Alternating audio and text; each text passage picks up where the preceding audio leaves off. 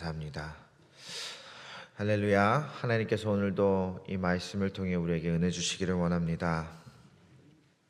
이 나훔서는 이 세 장밖에 되지 않는 이 짧은 글을 통해 이제 니느웨를 향한 하나님의 심판을 선포하고 있습니다. 그렇다면 하나님은 왜 그 니느웨라는 도시, 곧 아수르라고 하는 당시의 강력한 나라를 심판하시겠다 이렇게 이 나훔 선지자를 통해 선포하시는 것일까요? 성경책을 제대로 읽어보지 않으면 이 아수르가 심판받는 이유를 우리는 단순히 그들이 하나님의 백성들을 건드렸기 때문이라고 오해할 수 있습니다. 그들이 다른 나라만 건드리고 이스라엘은 잘 섬겼으면 그런 일은 없었을 건데 하필이면 이스라엘을 건드려서 하나님의 진노를 받게 된 것이라고 오해를 하는 경우가 있다는 거죠. 우리도 이런 오해를 할 때가 있습니다. 우리가 어떤 사람에 대한 심판을 저주를 하는 그런 기도를 할 때가 있습니다. 하필이면 당신이 나를 건드려? 이러면서 하나님께 저 사람 좀 어떻게 해주세요. 저 사람 좀 망하게 해주세요. 이렇게 기도를 할 때가 있다는 거죠. 나를 때리고 괴롭힌 그놈, 내 거 훔쳐간 그놈, 나를 배신한 그놈을 저주하면서 하나님께 그들 좀 제발 심판해달라고 기도합니다. 그럼 하나님은 그 기도를 들어주실까요? 안 들어주실까요? 잘 모르겠어요. 들어주십니다. 그런데 하나님께서 그 기도를 들어주시는 이유가 하필이면 그 사람이 나를 건드렸기 때문에, 내가 그를 심판해달라고 기도했기 때문에 들어주시는 것이 아니라, 하나님이 그 기도를 들어주시는 이유는 바로 그 사람이 지은 악한 죄 때문이라는 거죠. 이를 다시 말하면 사실 우리가 그 사람들을 향한 어떤 저주의 기도를 하든지 안 하든지 그 사람이 악한 죄를 지었다면 하나님께서는 반드시 그를 심판하실 것이고, 그 사람이 죄를 짓지 않았다면 내가 어떤 기도를 하든지 하나님은 그를 심판하실 일이 없다라는 말입니다. 그럼 누군가를 저주하는 기도를 하는 게 좋을까요? 안 좋을까요? 안 좋겠죠. 의미가 없는 겁니다, 사실. 저주하는 기도는 하지 않는 것이 좋고 할 필요도 없는 거죠. 그 사람이 정말 저주를 받을 만큼 하나님께 큰 죄를 짓고 있는 사람이라면 내가 무언가를 하기도 전에 이미 하나님께서 그 사람을 향한 심판을 준비하고 계실 것이고, 만약 그 사람이 그런 악인이 아닌데 내가 그 사람을 저주한다면 어떻게 되겠어요?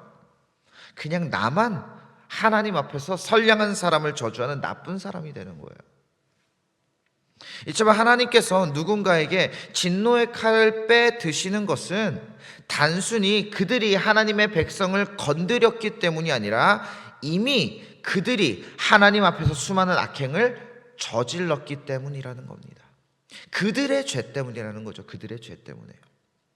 그래서 선지자 나훔은 오늘 3장 말씀에서 그들이 하나님 앞에서 도대체 무슨 죄를 지었는가, 어떤 죄악을 저지르고 그들이 살았는가, 왜 그들이 하나님의 심판을 받을 수밖에 없었는지 그 아수르의 죄상을 낱낱이 고하고 있는 겁니다. 그들에게는 어떤 죄가 있다고 말하고 있나요? 1절에 보니까 그 니느웨를 피의 성이라고 부르고 있습니다. 피의 성. 그 성이 다른 민족들의 피로 세워진 성이라는 말입니다. 힘을 길러서 다른 민족들에게 전쟁을 선포하고 그들의 것을 빼앗아 자신들의 창고를 채우는 것으로 그 나라의 덩치를 계속해서 키워간 거죠. 심지어 그들은 그 높고 아름다운 성을 만들고 나서도 만족하지 않았습니다. 수많은 나라들을 점령했으면서도 만족하지 않았습니다. 계속해서 주변 국가들을 침략하고 탈취하여 자신들의 배를 채운 거죠. 다른 이들의 눈에 눈물이 흐르고 그 배에서 피가 흐르는 것을 그들은 아무렇지 않게 여기는 죄를 범하고 있던 겁니다.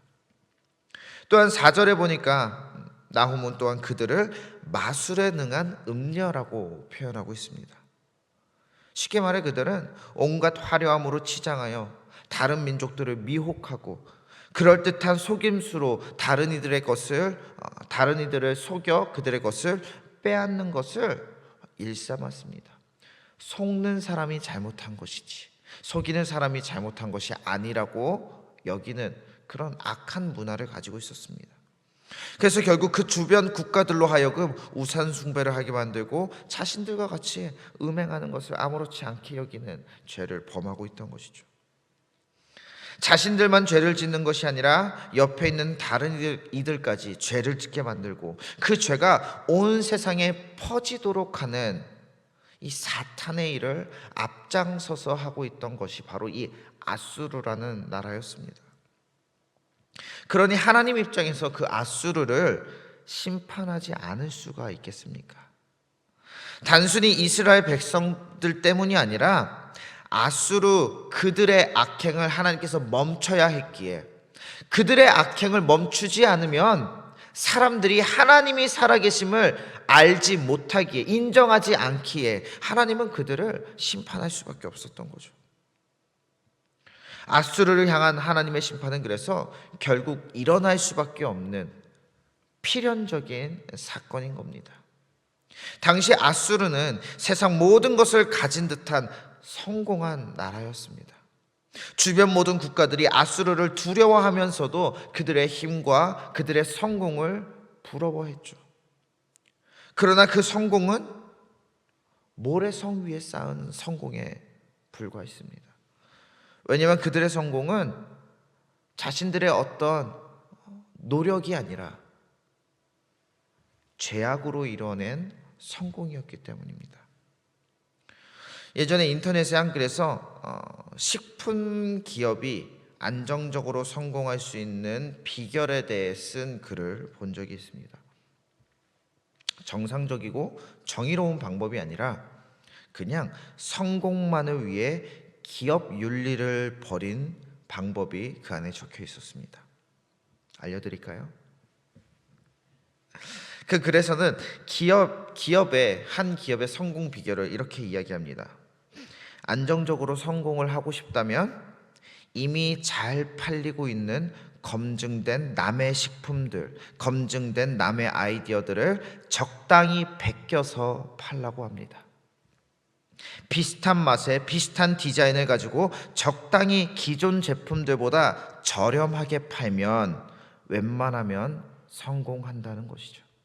1등은 못하더라도 2, 3등은 할 수 있는 저력을 가지게 된다고 말합니다. 이게 정상적이고 좋은 방법으로 보이시나요? 아니면 악한 방법으로 보이시나요? 그런데 가만히 보니까 실제로 이런 방법으로 기업을 성장시키고 있는 기업 윤리를 버린 기업들이 생각보다 많이 있더라고요.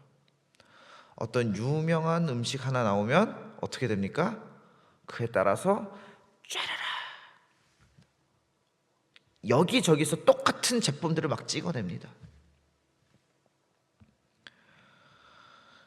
그런데 과연 그렇게 남의 것을 베끼고 빼앗는 방법으로 성공 궤도에 오른 기업들이 얼마나 오래 갈 수 있을까요? 오늘 하나님의 말씀은 악한 방법으로 정직하지도 않고 정의롭지도 않은 방법으로 이룬 그들의 성공은 결국 무너질 것이라는 메시지를 또한 담고 있습니다. 아수르는 자신들의 번영을 위해 다른 이들을 속여 빼앗고 힘으로 빼앗는 것을 당연하고 정당한 것이라고 여기던 나라였습니다. 힘이 없으면 빼앗기는 것이고 힘이 있으면 빼앗는 것이 당연했기에 힘을 기르는 데 전력을 다했고 그 힘으로 다른 민족들, 다른 나라들을 공격했죠. 공격한 데서 끝나지 않고 자신들이 점령한 나라의 민족들의 그 민족성을 말살시키려고 오직 자신들의 명령에만 따르는 순종적인 민족들을 만들어내려고 온갖 악한 짓을 서슴지 않았습니다. 그리고 이러한 일들을 자랑스럽게 여기던 그들을 기다리고 있던 결과는 결국 처참한 하나님의 심판이었죠. 주변국들이 연합을 해서 그 아수르를 공격합니다. 도저히 참지 못한 나라들이 하나가 되어 그들을 공격합니다.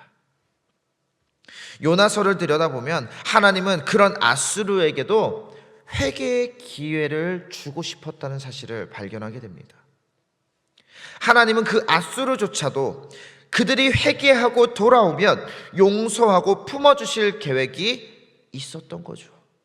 그리고 요나가 그들에게 복음을 전했을 때 그들은 분명 잠시 회개한 것처럼 보였습니다. 그런데 회개한 것처럼 보였던 그들이, 심판을 벗어난 것처럼 보였던 그들이 왜 결국 하나님의 심판을 벗어나지 못했을까요? 그들은 잠시 회개한 것처럼 보였지만 여전히 죄악으로 쌓은 그들의 성공을 버리지 못했기 때문입니다. 그 죄의 습성을 버리지 못하고 다시 죄악된 삶을 누리며 살아갔기 때문이죠. 자신의 잘못을 알았으면 그 잘못을 고치려고 해야 되는데 고치는 일에는 관심이 없고 그저 뉘우치는 일에만, 그 사실에만 집중하고 만족하는 그런 사람들이 있습니다. 이는 회개가 무엇인지 제대로 알지 못하는 거죠. 누군가가 잘못을 저질러서, 누군가에게 잘못을 내가 저질러서 그 잘못을 깨닫고 회개한다면 가장 먼저 우리가 해야 되는 일이 뭡니까? 그 사람에게 찾아가는 거죠. 그 사람에게 용서를 구하는 겁니다. 그리고 내가 잘못한 것을 어떻게든 되돌리려고 노력하는 겁니다. 그게 회개의 기본입니다. 그죠? 그런데 많은 사람들이 그냥 내가 뉘우치고 하나님께 기도하면 끝이라고 생각합니다. 하나님께서 용서해 주셨어. 그건 하나님이 기대하시는 회개의 방법이 아니죠.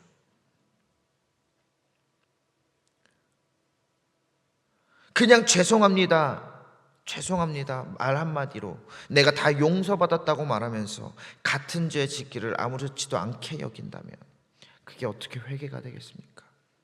믿지 않는 사람들도 그걸 알기에 그냥 회개 기도하면 끝이라고 생각하는 수많은 기독교인들을 향해 조롱하면서 기독교를 풍자하는 영상들을 만들어내는 거 아닙니까? 여전히 죄를 지으면서 나 하나님께 용서받았어 말하는. 성경은 하나님께서 우리의 모든 행실을 보고 우리를 판단하신다고 말씀하셨습니다. 그 행위로 구원의 여부가 결정된다는 말이 아니라 하나님께서 우리의 모든 행실을 지금 다 보고 계신다는 말입니다.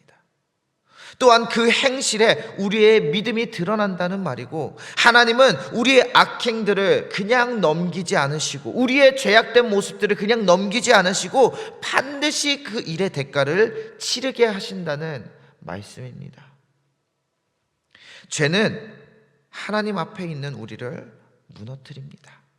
그래서 죄를 계속 품고 있으면요, 하나님이 보이질 않습니다. 그리고 죄로 쌓은 그 명성과 그 모든 부귀영화들은 죄를 미워하시고 심판하시는 그 하나님 앞에서 철저하게 무너질 수밖에 없습니다. 그러므로 이 시간 내가 여전히 품고 살아가는 그 죄악들을 꺼내보시길 바랍니다. 외면하지 마시고 꺼내보십시오. 회개를 하면서도 여전히 완전히 버리지 못하고 있는 죄악들이 내 안에 있지는 않은지, 하나님께 회개는 했지만 그 죄로 일어난 문제를 해결하기 위한 노력은 하지 않고 그저 뉘우침으로만 끝난 죄의 문제들은 있지 않은지, 오늘 하나님께서는 내가 그 죄의 문제들을 어떻게 바라보고 어떻게 풀어갈지 고민하며 움직이기를 기대하시는 겁니다. 그래서 철저하게 죄에서 벗어나 거룩한 성도가 되기 위해 발버둥치는 우리의 모습을 기대하는 겁니다. 하나님은 우리가 완벽하게 선한 모습으로 살아가지 못하는 것을 알고 계시죠. 알고 계시니까 예수님을 보내주신 겁니다. 그러나 그 하나님이 알고 계신다고 하여 우리가 여전히 죄 가운데 살아가는 걸 기뻐하시는 것은 아닙니다. 하나님이 우리에게 기대하시는 것은 발버둥치며 사는 삶인 겁니다. 어떻게든 거룩해지려고, 어떻게든 죄에서 벗어나려고, 같은 죄 다시는 안 지으려고, 이 죄를 아무렇지 않게 여기는 그런 마음을 내 마음에 품지 않으려고 발버둥 치고 발버둥 치고 발버둥 치는 삶, 내 죄를 계속해서 해결해 보려고 어떻게든 발버둥 치는 그 삶을 하나님께서 기대하시며 예수님을 보내주신 겁니다.